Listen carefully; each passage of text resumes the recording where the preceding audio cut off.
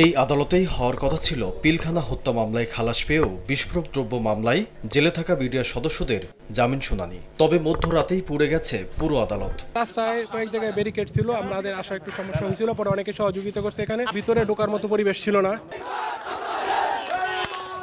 এদিকে ঢাকা আলিয়া মাদ্রাসা মাঠের অস্থায়ী আদালত সরিয়ে নিতে রাস্তা অবরোধ করে আন্দোলন করছেন শিক্ষার্থীরা। তারা বলছেন ৩ মাসের কথা বলে ২০১২ সাল থেকে খেলার মাঠে অস্থায়ী আদালত বসানোই একাডেমিক কার্যক্রম বিঘ্নিত হচ্ছে। ৩ থেকে ৬ মাসের জন্য জায়গাটা নিয়েছে, এখন কত বছর গেছে এর কোনো হিসাবই নেই। বিভিন্ন কৌশলে বিভিন্ন কুচক্রির মাধ্যমে কিন্তু তারা আদালতটা এখানে বহাল রাখার একটা অপচেষ্টা চালিয়ে যাচ্ছে।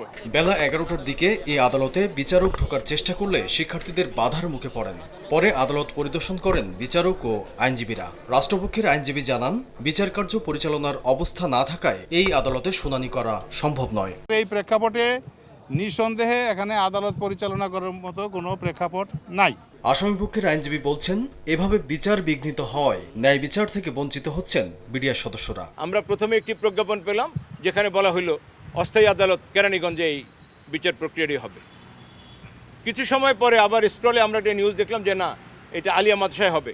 অথচ আলিয়া মাদ্রাসায় এখানে বিচার প্রক্রিয়া না হওয়ার গত ৪টি তারিখ আমরা এটাই আদালতও জানেন, সরকার জানেন যে এখানে আদালত বসবার মতো কোনো পরিবেশ নেই। এই মামলার বিচার কাজ পরিচালনায় পুরনো জেলখানা, নারী কারাগার ও ঢাকা কেন্দ্রীয় কারাগারের নাম প্রস্তাবনায় রয়েছে।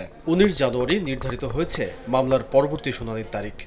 আগুনের সাথে আমাদের পরিচয় অনেক পুরনো হলেও আদালতের এজলাস কক্ষ পুড়ে যাওয়ার ঘটনা এটিই প্রথম।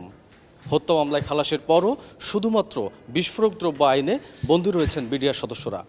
বিডিআর সদস্যদের পরিবার এবং আইনজীবীরা মনে করছেন, খুব অল্প সময়ের মধ্যেই নিষ্পত্তি হওয়া প্রয়োজন এই মামলার। আমান নবী, সময় সংবাদ, ঢাকা।